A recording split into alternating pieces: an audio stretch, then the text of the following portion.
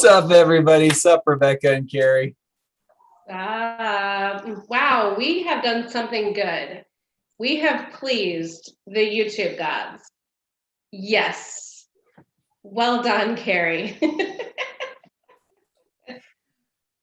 I think there used to be an old saying like you got to sacrifice a chicken or something like that to appease things. So no chickens were harmed. We promised nothing was harmed in the appeasing of the YouTube gods. We did everything the humane way to make sure we got on tonight. So just to make sure to throw that disclaimer out. So Yes. Yeah, go outside and spin 3 times and spit. Well, I did something fun today, and so I'm going to share, and then I'm curious if you guys did anything new and different or what you might have coming up. I actually attended the enhanced trainer session 1 today. So that was so awesome, and Tipa really taught us a lot about, so this is for folks who have their trainer certification and wanted to take it to the next level. And we talked about that a few weeks ago on the show, promoting it, but really looking at folks who want to offer some training for EMS, police, fire, because sometimes we hear some pretty sad or alarming stories because people don't know how to interact with someone on a call who is living with brain change or that they have brain change. And so some great tips from Tipa and a small but mighty crew on that cert course today. So if you're watching and you were at the course, give us a little shout out in the comments section, please, below. What about you guys? Anything new and different this week?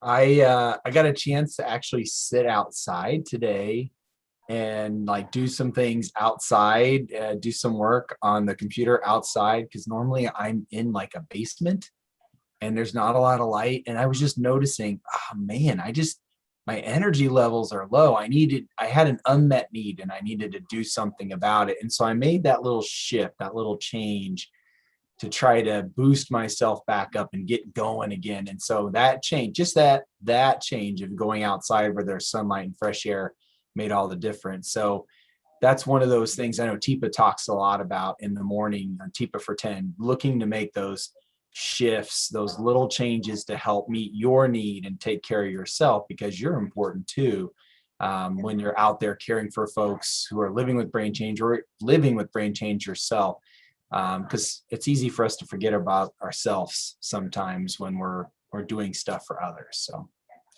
absolutely. Yeah, so some time outside. Awesome. You look good, refreshed. Maybe you got a little sun in your some Kansas sun today. How about you, Carrie? Is it 96 again where you are, or something else? No, it cooled off. My heat was on earlier today. What? It was 45 degrees overnight, Yep, it's a roller coaster. Happy summer. Not much new today. So a lot of times things slow down for some people in the summer, but that has not been my experience with PAC. I think we are going to continue. The train is moving fast through these next few months. Carrie, what do we have on the slate? On the slate, let me share my slides. I was revamping them before we started. As always, everybody, we love sharing our free content with you. So please like, share, comment, subscribe, do all those great things. There we go. We're on Facebook and YouTube. We're on YouTube every week with SUP. Next week, we'll be here with Jennifer Walker. She's a community liaison with LumaCare Hospice. Matthew will be interviewing her. Yay. Last week on Live at 5, I got a couple of titles here over on Facebook. Our Live at 5 PAC team was showing how to help someone who is experiencing hallucinations. This is a question that we got in Ask Tipa Anything and a couple other times on YouTube. Also, how to help someone put on socks when they're having brain change, and supportive activity for Emerald States. So check out these and a couple other titles that the PAC Live at 5 team was presenting last week over on Facebook. I have a couple titles here from TIPA for 10. Oh, an old picture. The new normal. Hey, things are changing out there. How's everybody adjusting? We want to know, how do caregivers get hurt at work and in life, and how to support someone when you're not there. Matthew, were you guys doing something new on TIPA for 10? Yeah, we actually this morning covered a big announcement that came out with the medication that, and forgive me for not recalling the name of it, but the new Alzheimer medication that deals with the plaques, and it's supposed to be showing good signs of removing plaques. So we really talked a lot about that, and by the end of it, I think the important part that we were hoping everybody would get is that stepping back, taking a deep breath, looking at everything and getting a good idea of what it really means for you. Is this something that you should be trying? And who could help guide you in that journey of figuring those things out?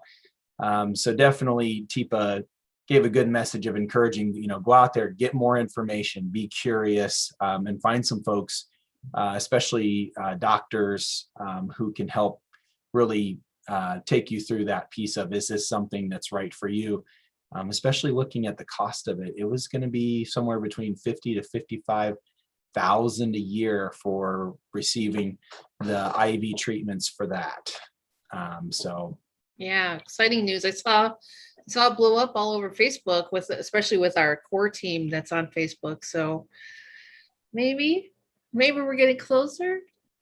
But all right, a couple more things on my slides here, guys. We've got something cool coming up here, and I just saw this. You guys, what's this? This new free thing next week for the PAC Certified Community. It's kind of like a welcoming thing. What do you know about this, Rebecca and Matthew? yeah, so the one thing we've noticed is that with our certified community, man, we are always growing. There's just so many folks who are getting certified each year. And just in 2020 alone, there were 549 people who got certified. And that was during COVID. I mean, right. All of the shifts that we made for that and everything, 549 people. And so we're like, man, we really should be doing something to welcome folks, at least quarterly, to help give them that. Here's how you can unpack that box of all the cool PAC school tools and skills and things you can do, commonly asked questions, and just that piece that a lot of times folks, they want to ask a question, but they're not quite sure who to ask or where to go. So they're going to have that opportunity after we cover all that cool stuff to ask questions. Oh, and really exciting thing, TIPA is actually going to be there. She's going to be there to open it up. She's going to welcome us all and talk to us about some really cool things as well. So great opportunity for all those folks out there, newly certified, that we'll be sending out invitations. And of course, we'll put it out on the certified community homepage, how to get connected, how to RSVP for it. But yeah, 549. That's insane. 549 last year. So we want to just throw open the doors and give a big hug and welcome to all of our newly certified community members. And it's kind of like, it sounds like it's going to be maybe like an orientation, like when you went to college and you go to college orientation or something. So yeah, just questions that you might have. We have this certified community because we want folks not to just get the certification and then adios, do your great work. We really do want it to be a community. So I'm curious, Matthew, is that also for people that are long-term members of the certified community, or is this really a welcome party for our new members? Yeah, great question, Rebecca. So certainly all of folks out there who have been with PAC for a while, you're totally welcome to come. Like I was saying on the Facebook page for the certified community, the invite will be there. And if you guys aren't on that Facebook page, but you're hearing this, you can certainly reach out to me or any one of the PAC team and ask us for that information. You're welcome to come. We just wanted to make sure and give you a heads up. A lot of this will just be covering those commonly asked questions or just exploring some of the things that you guys probably are already aware of or already doing or already know. So just a heads up, that's kind of where that content piece is. But certainly welcome to come and join us and just see And what's Tipa will going be on. there. And Tipa will be there. Yes. Yeah. Anytime course. with Tipa, I always learn something. It's always a rewarding experience. So that's awesome. For sure. Very cool. All right. Thanks for telling us about that. Couple more slides. So that's next Wednesday.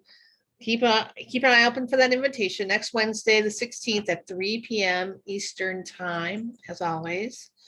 We've got a couple of upcoming certifications available to the public. Sign up now for a trainer, June 29th through July 1st, and consultant in July 20th through 22nd. And then we are still in the early bird period for those conference tickets. If you register now, you will get this great package.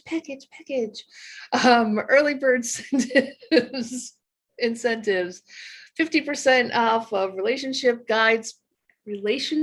guidebook and or 50% off the Seeing the Gems workbook. Plus, you'll get a exclusive webinar with Tipa on July 28th, and you'll get a couple masks, or a mask and decals and stickers and stuff. Yeah, so there was an email that went out today, I believe. You guys, when you get your conference packet, what we want to do is we want to see you with your swag. So get your swag on, get your mask on, get your tattoo ready to put it on before conference, and let us see where it is that you're sharing your shine around the world. Like, I'm thinking about how people always take like those pictures of their feet at the beach, you know, those like pictures that you see. So like, that's what I think. Like, let's see where in the world these masks and these tattoos can go. So the more adventurous, the better. I took a picture of my niece in the front yard, which is not that adventurous, but she's super cute and she had on a peacock shirt. So I had to do it. So, you know, you got to do what you got to do. So send us your pics with your conference swag. Awesome. Thanks, Carrie. Did you, I've got that video that came out with that email blast. I would love to share it with you guys. Let's watch it, because you're going to see some folks who are already making their self well known in their gear and their swag. All right, here we go.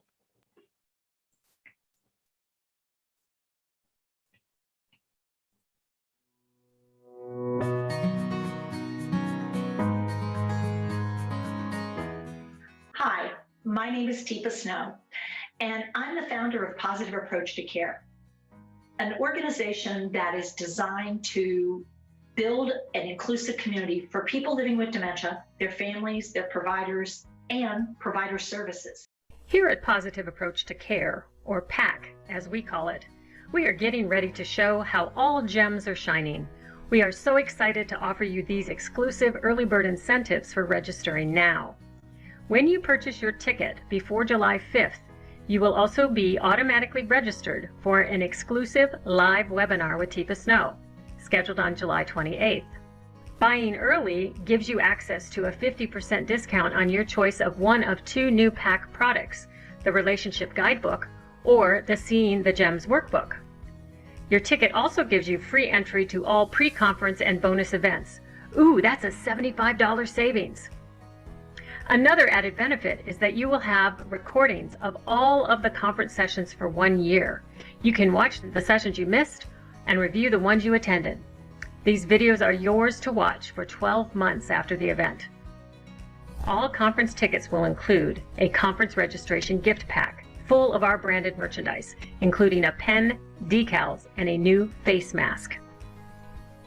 Once you get that conference gift pack, take a moment to snap a picture showing us where your gem is shining. Send it to us at pacconference@pacc.org. at tipasnow.com, and we will share it with the world.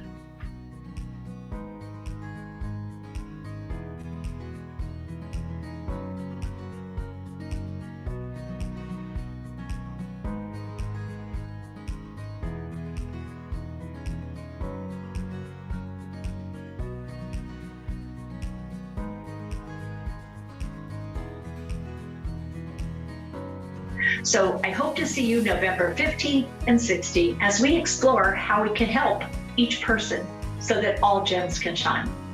See you there.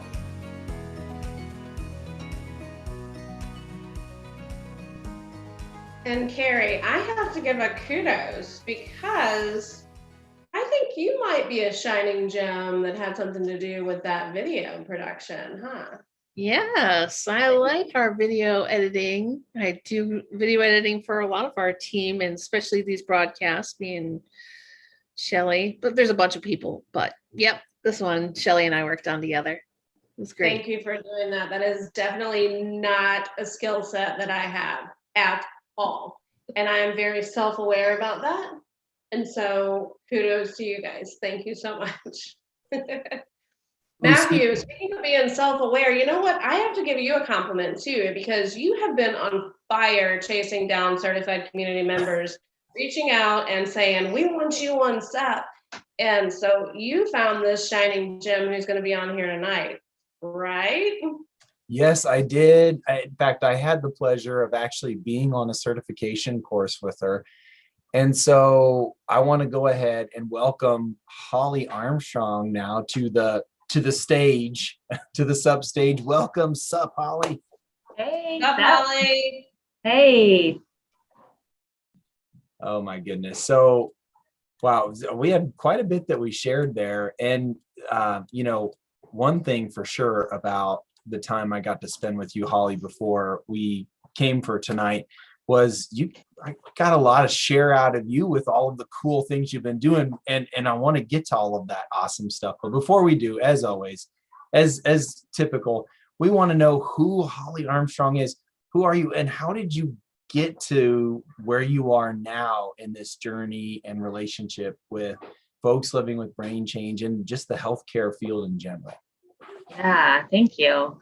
Well, first, I want to just say thank you very much for giving me the opportunity to be here and to share the story that I am excited to shine about. So thank you.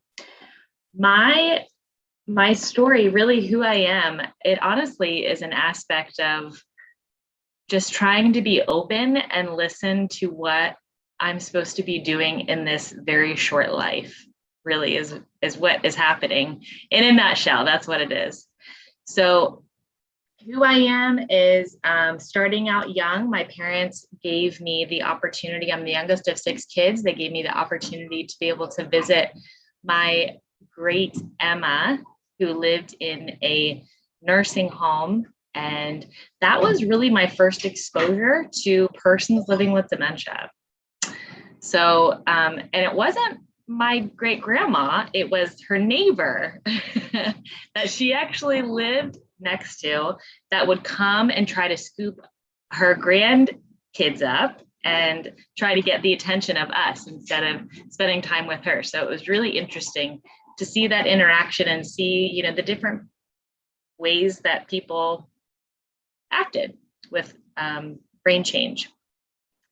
And I lived all over the United States, and living in Illinois, I had the opportunity to be able to volunteer roughly around the ages of 13, 14-year-old.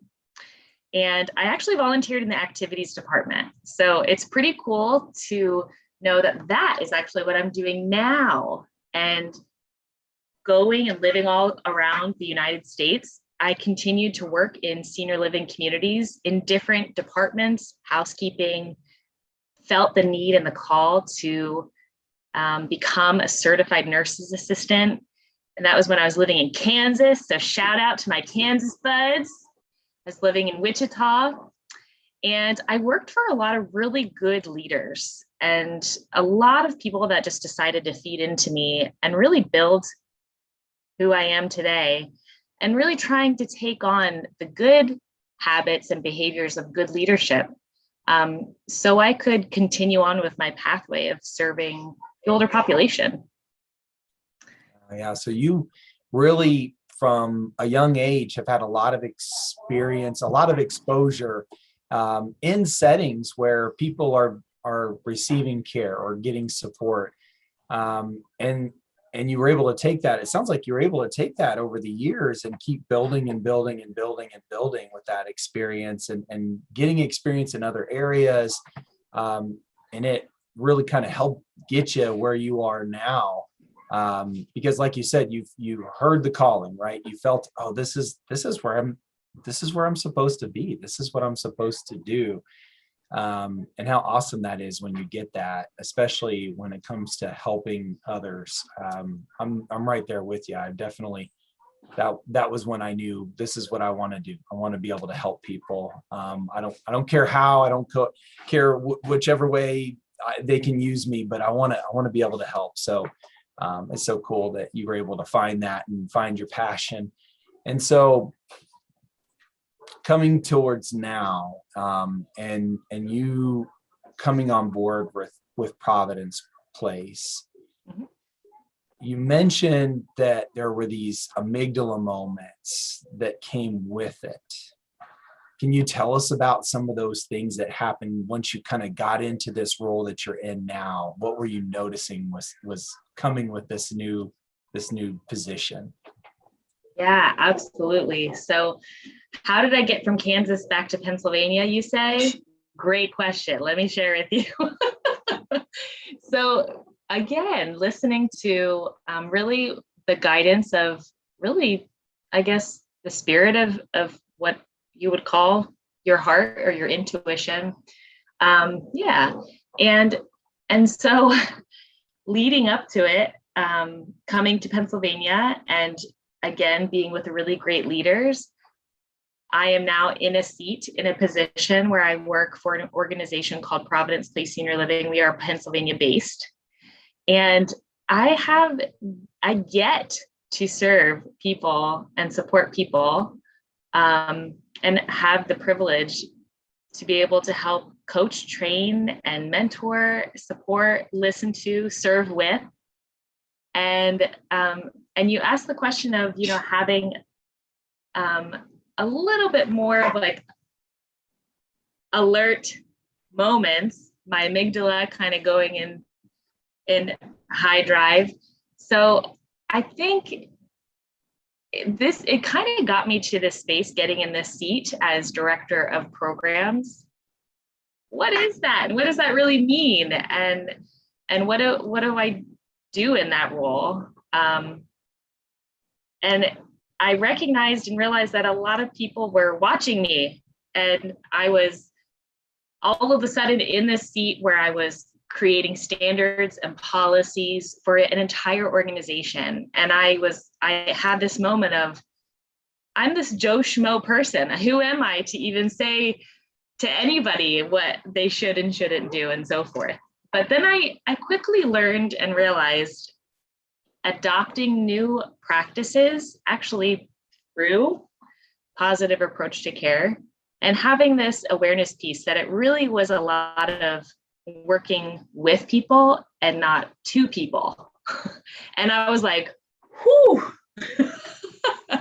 thank goodness for that, because I was really kind of worried at first, feeling like it can feel like a really heavy, I guess, a heavy position to be in when you are in a leadership role, and knowing that you're being watched, you're being seen.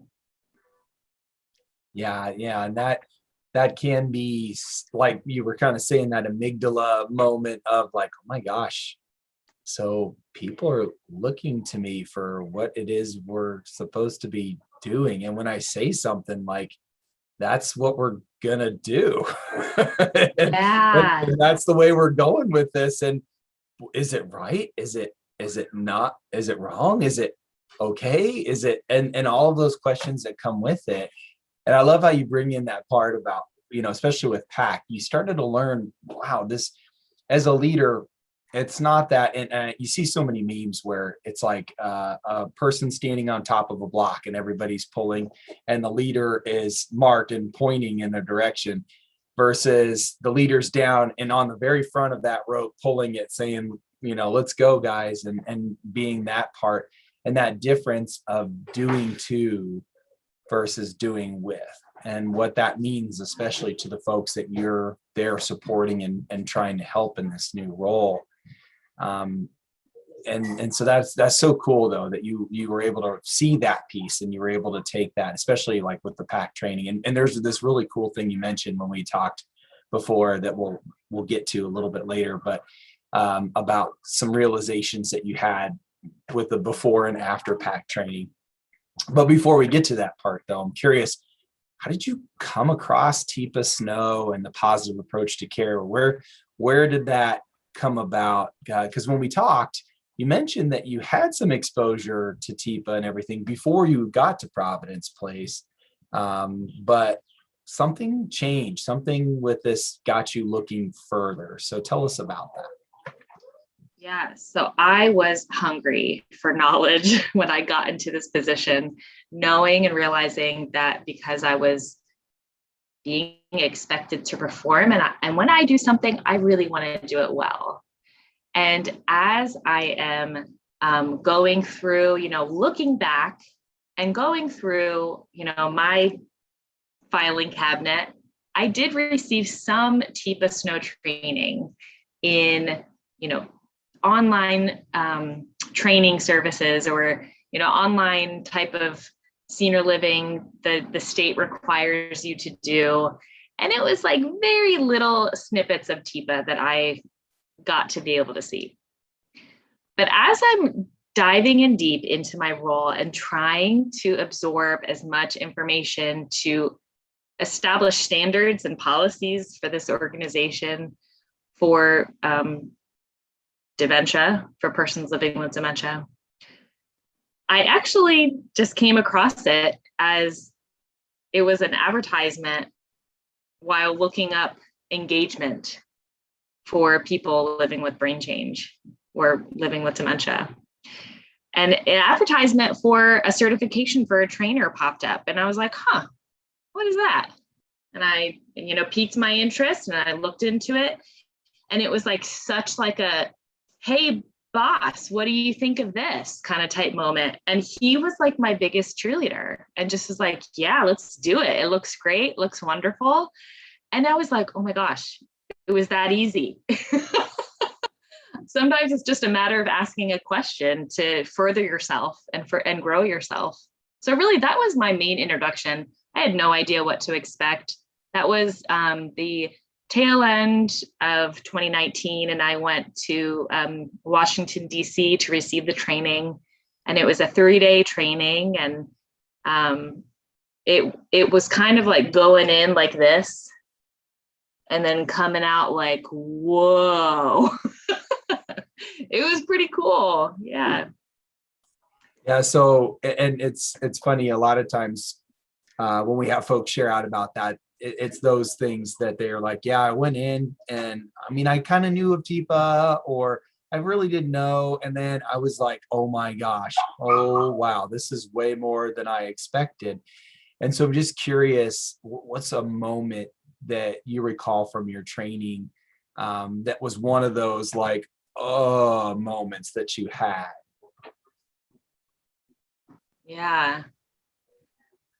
Oh my gosh, I feel like honestly there's so many and it's hard to pinpoint one that I feel like is worthy to uphold and uplift. But my 6-month-old is crying very hard in the background right now. I'm so sorry. This is his bedtime right now. But I think one thing that I felt like was such an aha moment for me, or an opening experience for me, knowing how simple yet diverse, or maybe simple and diverse, perhaps, that the training is, and it's so relational based. And that it's practical I think that's probably the best steps that or the best things that I can come away with.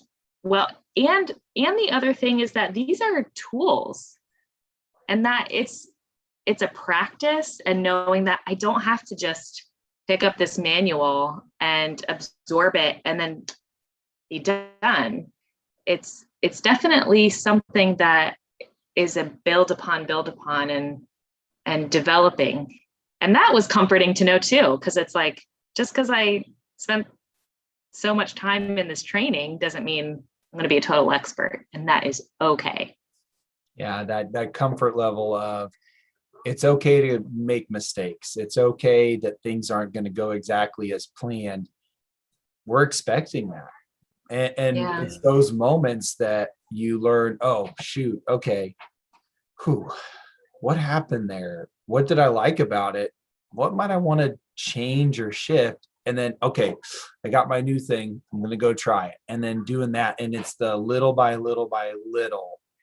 And it's not you need to do it all right, perfect the first time. And you had mentioned that one of those differences, which we're actually getting ready to get into, one of those differences of before the training and then after the training, how one thing you noticed when you were working for other organizations, that sometimes it was always that feeling of like, boy, you got to get it right the first time, and you don't have enough time to get it wrong. But there was this piece that when we got to thinking about it was like very comforting. And you just mentioned some of that. And so that part of it's okay if we make mistakes. it's okay if it's not perfect the first time. That's how we grow. That's how we keep building our skill and keep doing better, right? Because we always say, that old saying, practice makes perfect. Well, we like to change that when it comes to PAC. It's practice makes better, or practice makes progress, because it's so hard to think you're ever going to be perfect and everything's going to work out exactly every time.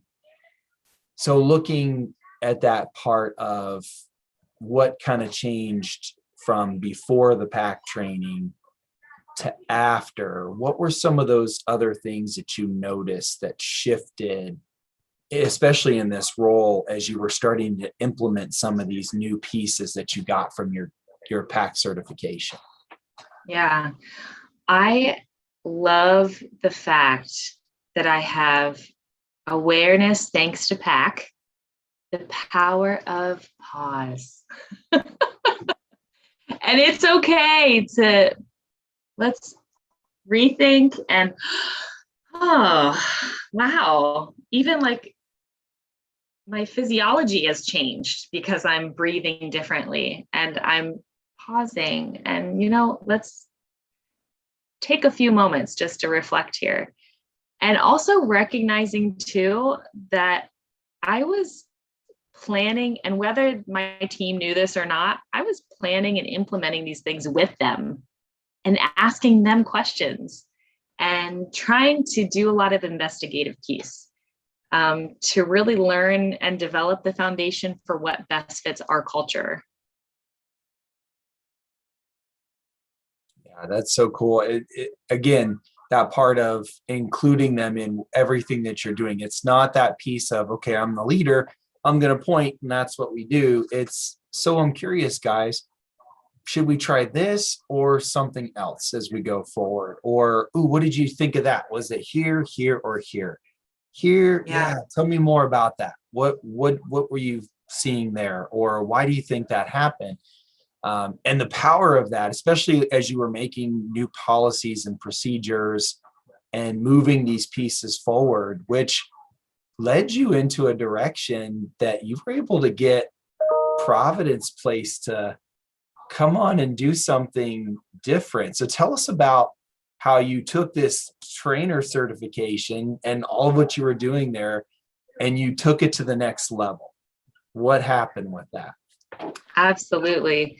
So when I took this training, I was so pumped. I was like full on jazz hands. Like that's where I was at when I was trying to tell people about what was going on.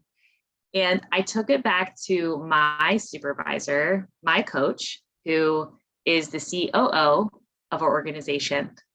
And I said, hey, listen, total awesome. We need to do this. I don't need to say anything further, kind of type thing.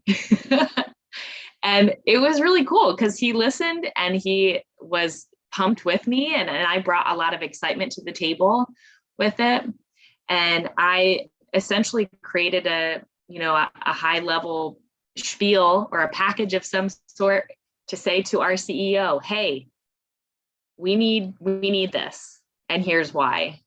And not only did I see the benefit and the support that it would provide supporting people living with brain change and dementia and also their families, but also just the morale of our team and just learning how to utilize tools and skills and learning how to effectively communicate with each other to be able to still get the job done, but do it in a way that's going to be supportive and effective.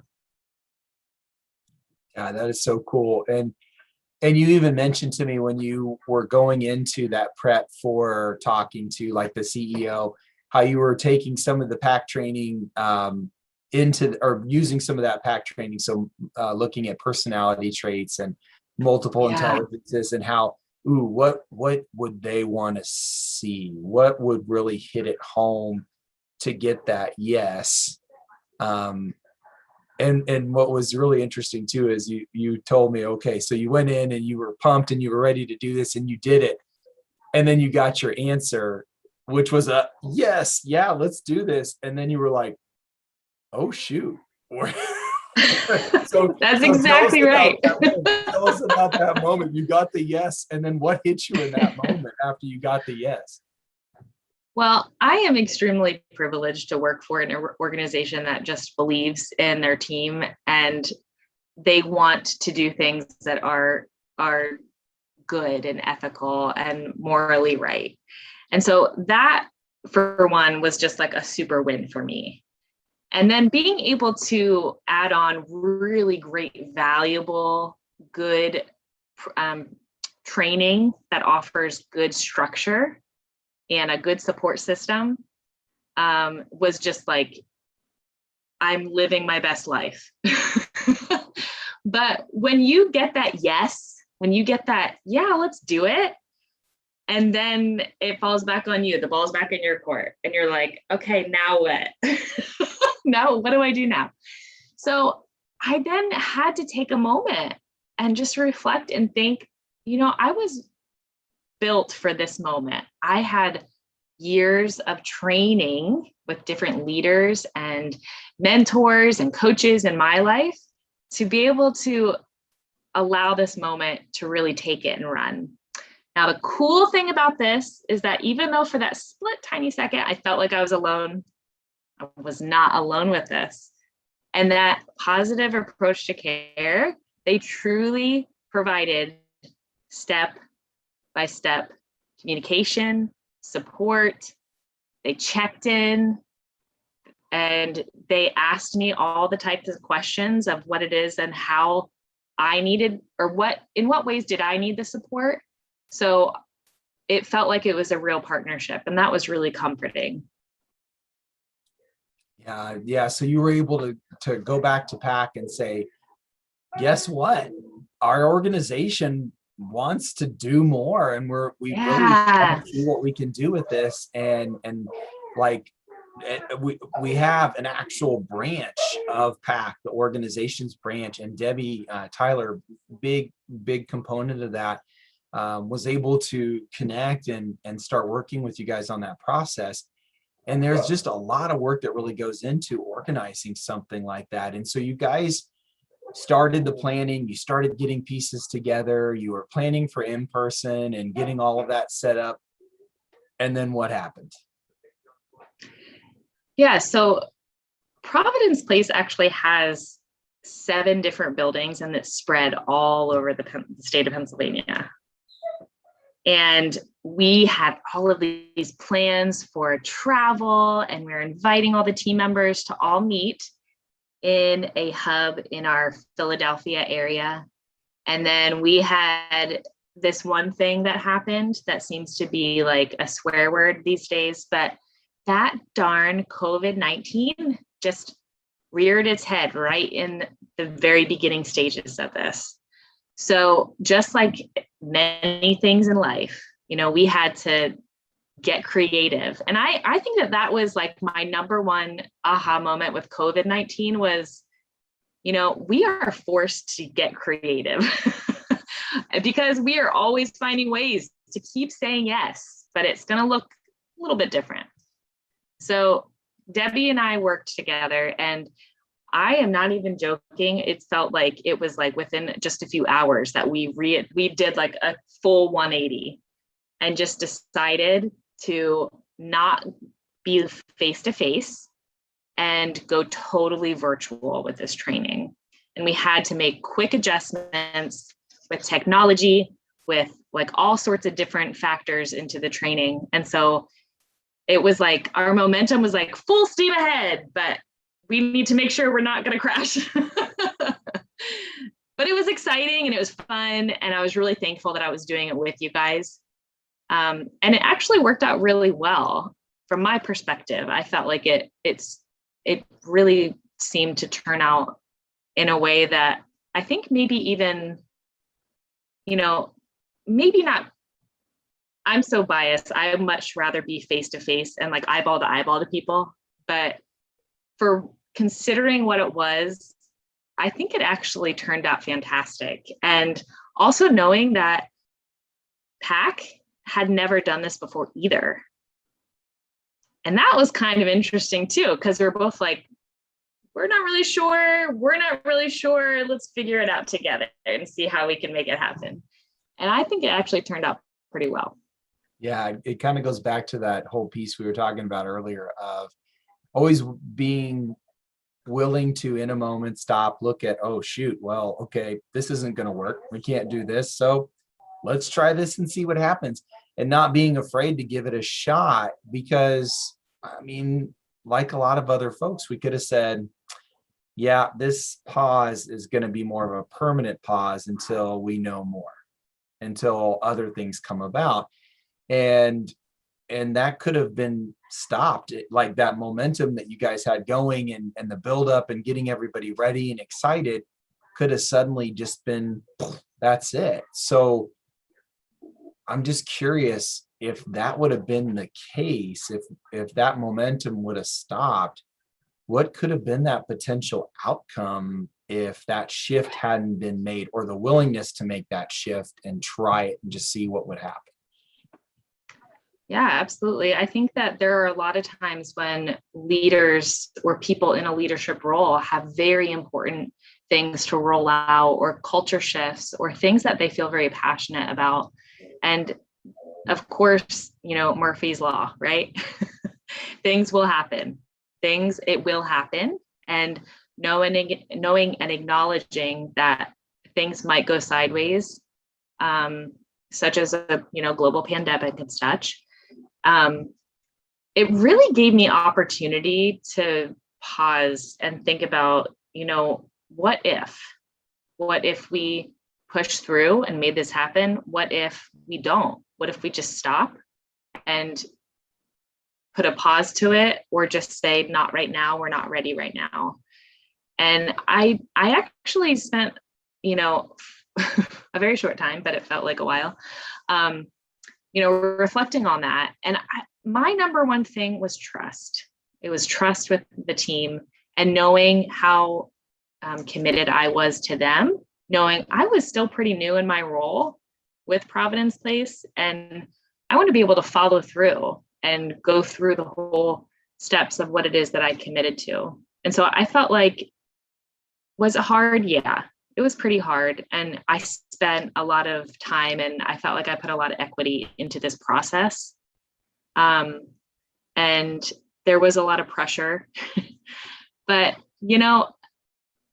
as it was getting pushed through and getting birthed, it was really special and unique how it actually, even though it was virtual, brought our team closer. maybe not physically closer, but it gave us the drills and the exercises and the let's get uncomfortable together kind of type thing. It's not just you doing it and I'm watching as a leader. It's we're doing it together. And I felt like that was extremely important for the team to be able to see that. Yeah. So just being able to make that shift and keep it rolling, and how important that is to the morale of everybody who's involved, to show this is really important to them, because in a situation like this, with everything going on and what we're seeing is happening, they're finding ways to shift this and make this happen. And this is where they're valuing, this is where they really want to show that support and do these things, and what that means to folks that are involved. And you gave us a really cool story. And so I want to wrap our time up together, especially so Rebecca can do our next piece, because we've got some really cool folks who are with us tonight to visit. They're a part of our core team. But you told me a really cool story. So talking about your staff and the experiences and doing this stuff together, and how it really helped to build confidence and awareness. There was a situation that happened I believe it was in Pottsville, that you told me about, that was really cool. And so I'm just wondering if to wrap up, you could tell us about what happened there with one of your staff members and what they noticed with a hospice nurse who was trying to help somebody eat. Yeah, absolutely. So the model that we have designed in our organization, at each campus, we have a coach and we have a trainer. And so our coach, one of the meetings that we had, I set a goal. I said, do some type of PPA this week, and then report back and let's share our experiences. This individual, her name is Nikki. She's our coach and also our club coordinator, who is, oversees programming for residents that are living in assisted living and independent living area, but are starting to notice some early signs of brain change. And so this is this elite club, a special club that she helps and supports. As she's in the dining room, she's actually making an observation and, taking a moment to collect data. And then she realizes this is an opportunity for me to try some PPA. And so what she ended up doing is she encouraged it was a third-party person, so a vendor that comes in, a hospice person that was coming in and supporting one of the residents there. And she asked that individual if she could show her something new that she had learned. And she did the approach, going through the steps with that person that she already knew, but she wanted to show as an example. And then after getting into this position, she did hand under hand and was supporting this individual while they were in the dining room and working with somebody while eating. And it was like a switch, night and day. And that individual was bringing their arm up with Nikki and was actually following through with the sequencing steps of eating. Pretty fundamental aspect of life. And to us seems so simple, but to that individual, it was really important to receive that nutrition. Yeah, and how cool that is that she saw that moment to be able to support somebody else and put her skills to use to help show that person in a way that wasn't like look, I don't know what it is you're doing here, but yeah, it's totally wrong. We do not condone that. Let me show you the better way. Yeah. Ouch.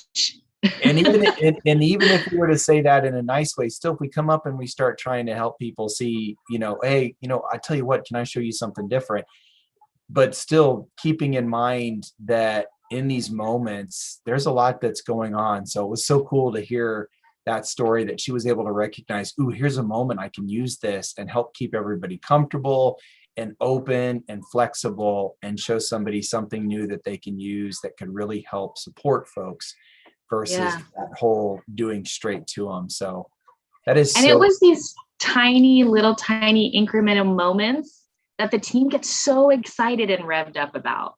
And that's what we try to celebrate and capitalize on. That it's not like big, huge, this is going to make ground shattering, effects with this. This is actually small, simple tweaks. And then they just get so pumped and excited about it. The team does. So it's really, and the residents are satisfied. There's a satisfactory aspect to it too. so cool. It's the little bites.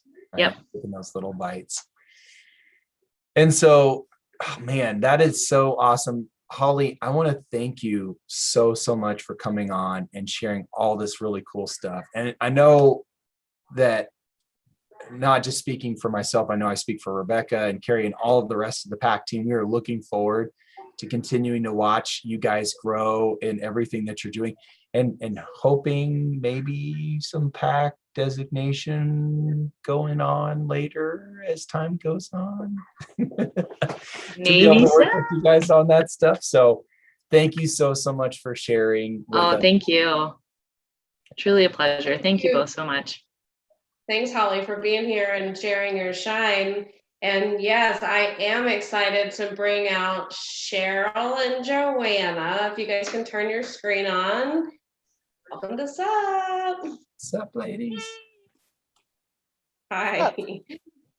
So here's the thing is we have so many people who are bright, shining gems in our PAC family that, man, here we are with not a lot of time left, but I don't care. We are talking to you guys tonight because you're both awesome and we're so glad you're here. So I thought I would start with, if you both could just tell me just a little bit about how you connected, because Cheryl actually said to me one day, we were mentoring, and she said, you've got to meet my friend Joanna. And Joanna had actually reached out about conference, which we're going to talk about, and said, oh, I think you know my friend Cheryl. And so how did you guys get to become friends? Who can answer that for me? Well, there's a group that I started here in Colorado Springs called Best Practices in Dementia Care, and we'll talk about that at another time. But it's a professional monthly gathering where we share case studies, stories, whatever. And then at the same time, Colorado Springs was working on becoming a dementia-friendly America community. So that's where Joanna and I sort of started to connect, because we were both on the steering committee. And then, oh my gosh, Joanna, I remember when we went to City Council to present and you were there. And that's where I think you and I really connected at City Council. So yeah, Joanna, go tell us more. I forgot about City Council. Was I wearing a wig? You were wearing your purple wig that day and you were on TV. Yes, TV interviewed you with your purple wig. Oh That's my so gosh. awesome. Cheryl, thank you for kind of diverting to Joanna, and we do want to have you come back on and share about that best practices group. And I really hope to make it this month, because I want to see what you guys are doing. It seems like a really good model that I think a lot of our certified community could benefit from hearing. So Absolutely. To be continued, ... on that one, Cheryl. Yeah. But yes, Joanna, can you tell us a little bit about yourself and how you kind of got connected with PAC and this other thing out in Colorado Springs?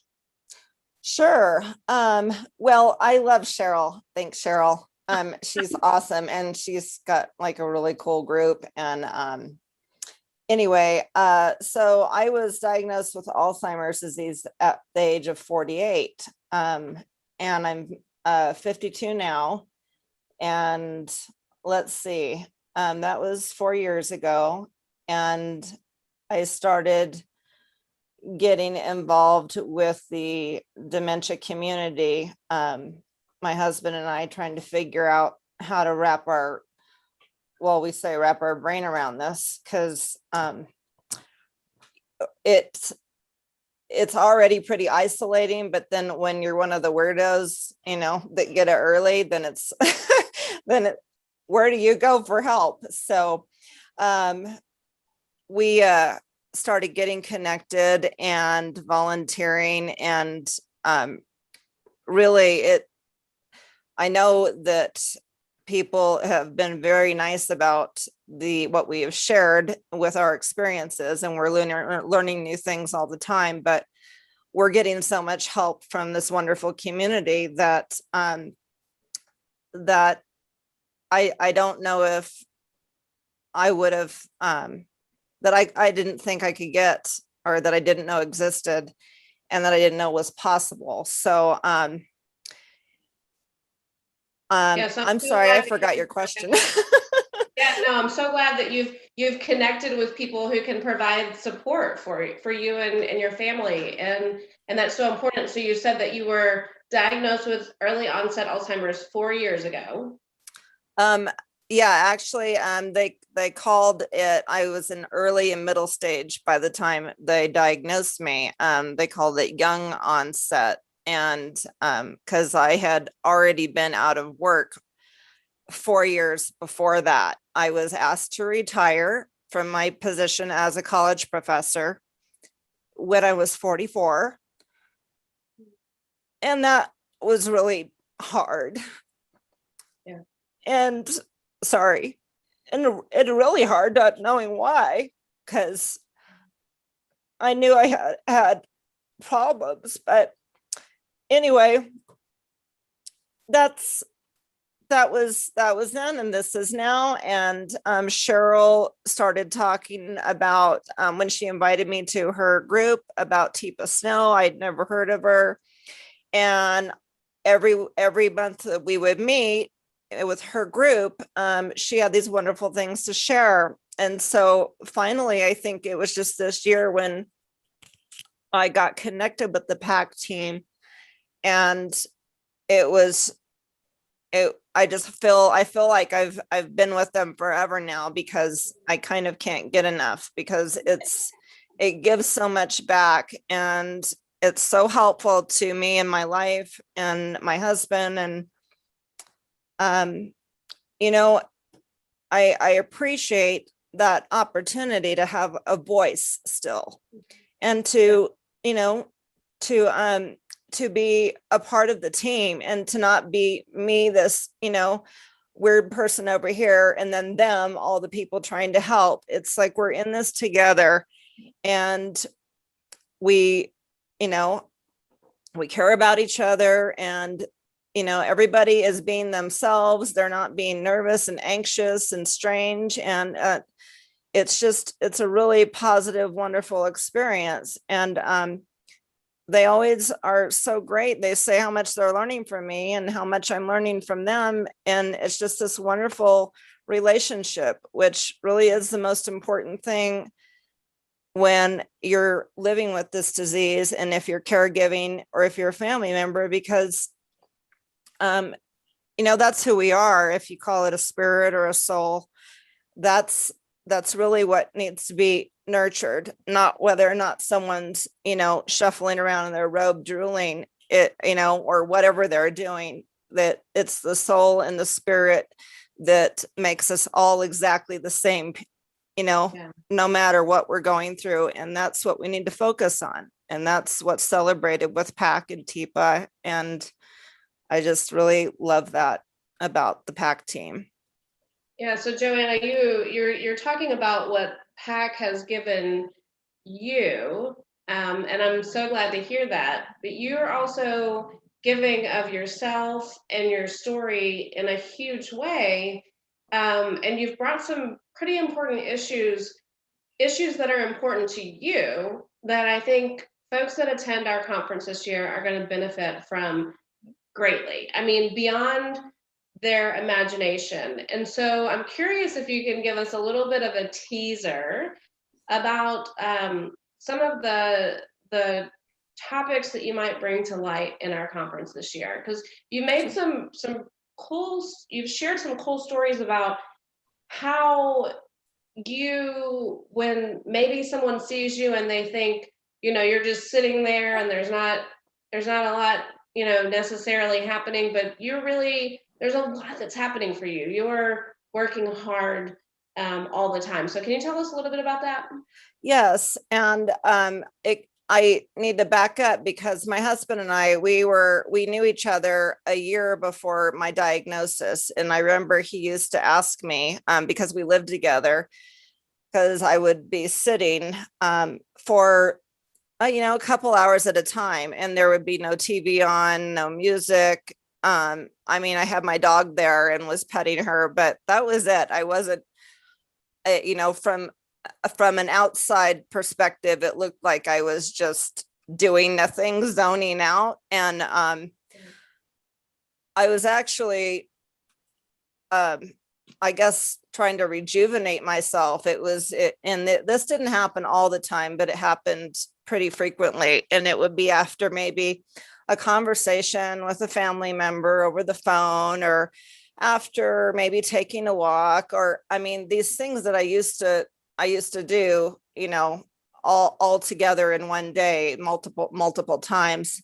Now I could do one of these things, and then I had to sit down and recover, because I now was, if I took my dog for a walk, I now had to concentrate on whether the sidewalk was even, and whether it went from concrete to grass, and the curb, and then the sounds of traffic and other dogs in the neighborhood, and were they off the leash. And I mean, people just used to be involuntary background noise that we used to be really good at, or I thought I did, blocking out and just knowing that, okay, that's background. I had to give attention to. Now it just wasn't this automatic, obvious thing to me that, oh, that's a car horn. Oh, that's a dog barking. Oh, you're about to step onto the grass. And so I'm exhausted, right? By the time I get home from taking the dog for a walk. And this is like this now pretty much all the time.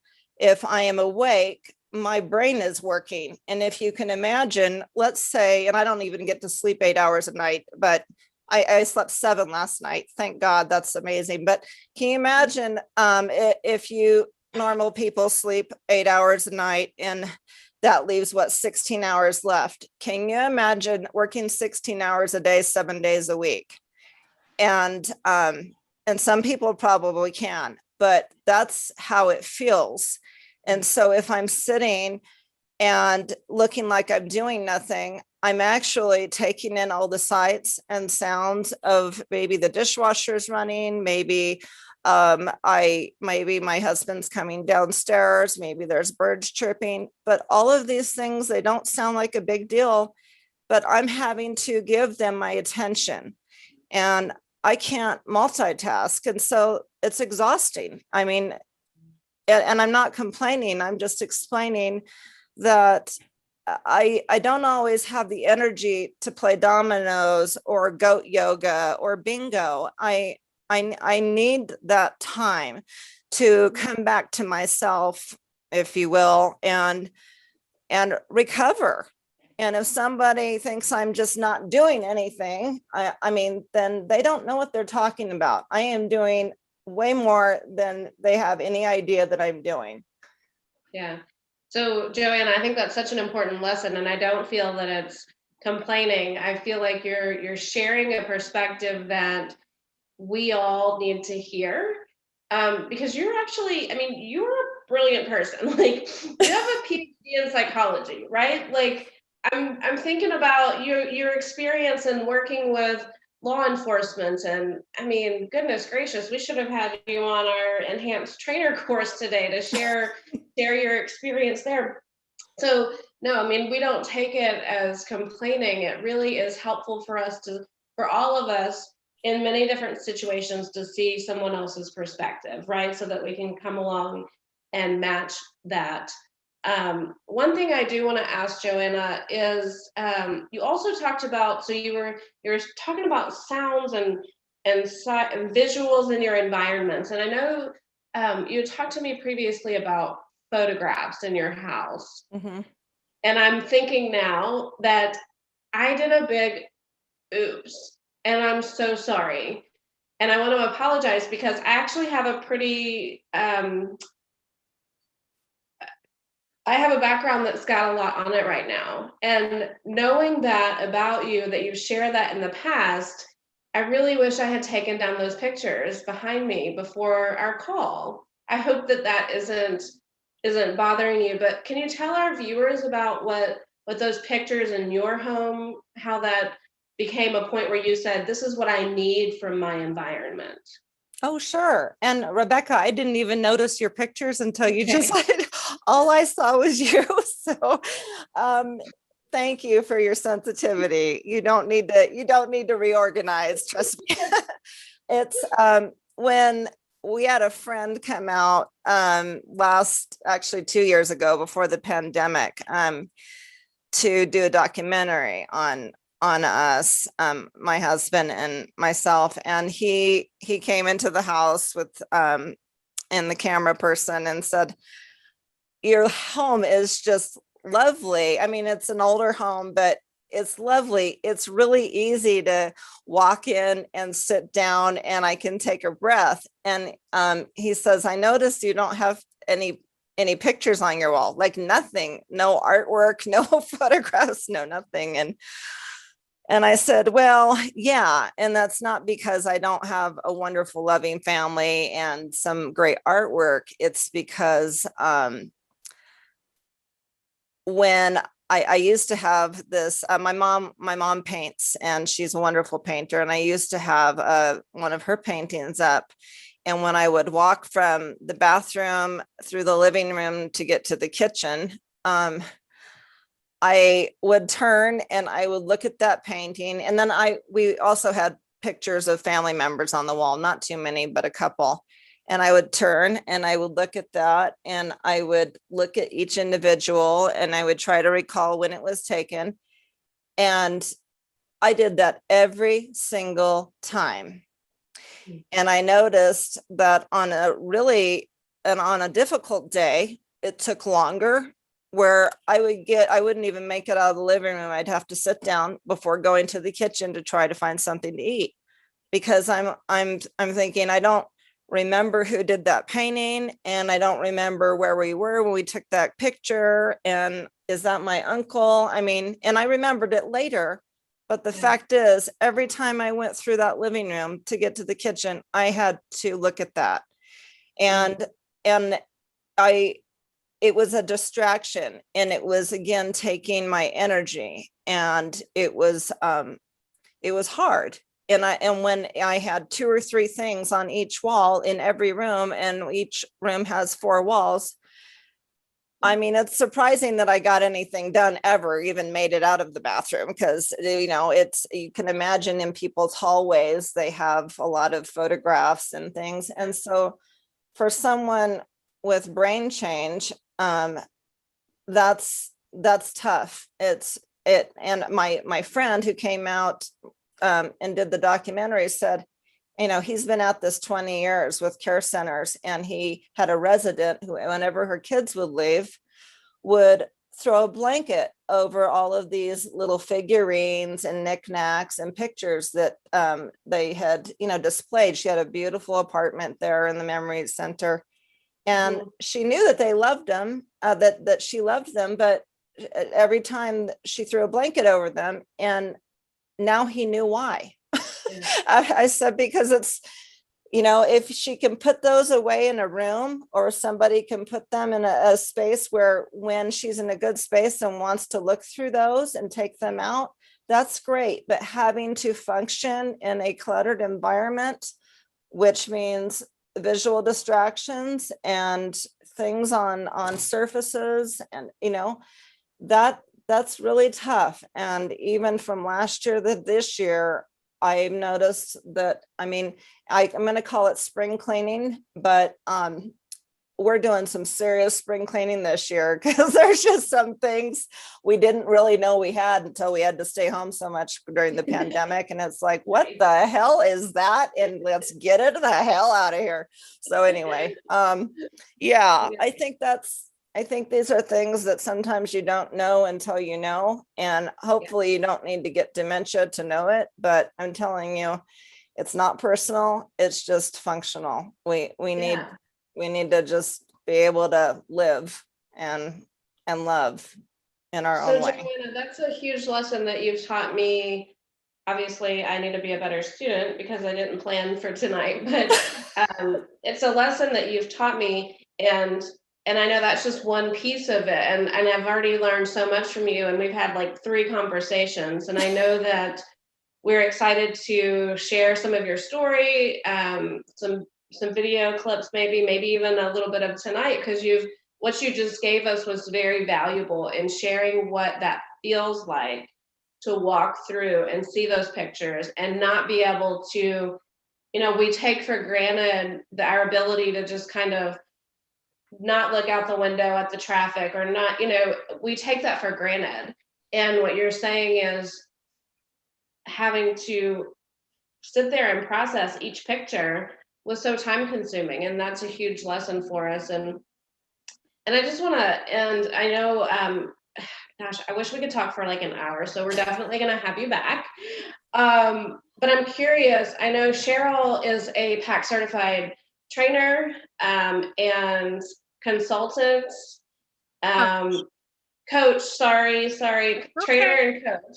Trainer for several years, coach is new in 2021. Right. But there's certain things that you can't, that even PAC hasn't been able to teach you that you've learned from Joanna. So I'm curious if you can share, and then I'll just pull my co-host Matthew and Carrie back on to share, but maybe a takeaway that you have from Joanna, because for me that picture piece, that environment piece was a huge takeaway for me. How about you, Cheryl? I think for me, because I've been a community educator with the Alzheimer's Association forever, took all the classes there before PAC. And one of the biggest things that I've learned from Joanna, I think there's 2 things. One is, with my Alzheimer's Association training, we learned plaques, tangles, stuff. But with Joanna, what I've learned is how a person living with dementia perceives their world and reacts with their world. One thing that really hit me was when she was sharing the story with me way back when about the dishwasher. Joanna, you were talking about how the dishwasher, oh my gosh, we've been loading our dishwashers forever. And you were talking about how your brain couldn't wrap around what the steps were, how to do this. I think the second thing too is just your vulnerability of sharing your life story with everybody, because repeatedly we hear with our best practices group, with your Alzheimer's Association work, what a difference you are making in the world. And for me, that's huge. Thank you, Cheryl. You're making a difference in my world. All of you are. I love you. Oh, All the I can't wait to hug again. all the feels. All right, Matthew, and you've had a little bit of, had you met Joanna before tonight? Yeah, I think we've had some experiences together on Fridays on our champion courses. Joanna's been such a great addition coming in and bringing all of like what she did tonight, just experiences and giving us those aha moments of, yeah, okay, so that might work for somebody else. But for me, like, don't just compliment my earrings. Maybe ask me, where did I get them? Or don't just tell me that you're hungry and it's time to eat. Say something like, hey, you're really good at making spaghetti. Can you help me in the kitchen make some spaghetti? So some great notices and things to help us, again, make those shifts and see it's not just a one approach for everything. It's really about being flexible and knowing the person. So, for me, I think my biggest takeaway from tonight is really just continuing that and echoing that. It's just, you really need to take that pause. As Holly said earlier, how important that timeout, that pause is. Take a step back, take a deep breath, look at the situation and look where you need to make those shifts, and realize it doesn't need to be a big shift. It can be just a small bite, and just start there with that and how important that is. Yeah, absolutely. So the power of that timeout and making small shifts. How about you, Carrie? What's your takeaway for tonight? Well, I have some comments from the YouTubes, and Lynn Moore is out there. She said, hello, Joanna, my friend. And Alejandro was there as well, saying that we love having you on our courses, Joanna. And thank you for all of your time. And then I think there's another viewer who was wondering if you would share if you have any balance or coordination issues as well. Yeah. Yeah. Balance is one of, in addition to executive functioning, balance was one of my early problems. And that's it's not really getting better, but it changes depending on how much stress is happening. Yeah. So if it's stressed from, like this morning, we took the dogs in the car to get groomed, and it's stressful to be in the car because all this stuff's going by, and it's stressful because being without my dogs. So when I came home, I had to sit for a couple hours. I couldn't take my normal walk and couldn't take a shower. I had to wait, and that's just, it's not because I did anything. It's just too much for this anymore. And so, but then I was fine. Then I went and there's days where I can walk 5 miles, and then there's days that I can't get out of bed. So if a person, and I want to talk about this at the conference, but they present so well. I think that's going to be a heavy hitter at the conference. So, but yeah, thank you for asking me that question. Thank you for letting me answer that. Yeah, and Catherine Quinlan is out there also. She says, we love you, always love learning from you. So lots of people got takeaways today. So I think my takeaway is something along that line too, Joanna, is I did not realize how much our brains, these things, how much your brain is working, but you don't know how much your brain is working, like burning energy from you. Just as somebody without this kind of brain change, even when you're on a plane and you get that high pitched whine and you get off the plane, you're just exhausted from listening to this noise that you suddenly put out of your head, during the trip. But then when you stop hearing it, you're like, oh my God, I am so tired. That noise, and now that noise is just in my head. It's not out there. I can't. Yeah, I had an aunt who had multiple sclerosis, and it was long before we knew much about the brain, but everyone wanted her just to get up and walk, and she'd get halfway around the block and not be able to walk anymore. And now I'm like, oh my God, that was just a wrong idea. Yeah. Yeah, that was burning way too much energy for her. Right. So Joanna, so thanks, Carrie. And thanks for bringing in the comments from YouTube. And I love the teaser that you just gave us. So this idea of he or she presents so well. Yeah, I look forward to hearing about that, because I think we've probably all been guilty of thinking that or saying that. So to be continued, maybe this will get people to go on the website and buy their conference ticket, because Tipa Snow's going to be there, obviously, but hey, Joanna's going to be there too. Thanks for giving us that teaser. Thanks, Cheryl, for being on. We look forward to hearing from both of you again soon. Thank you for all that you do.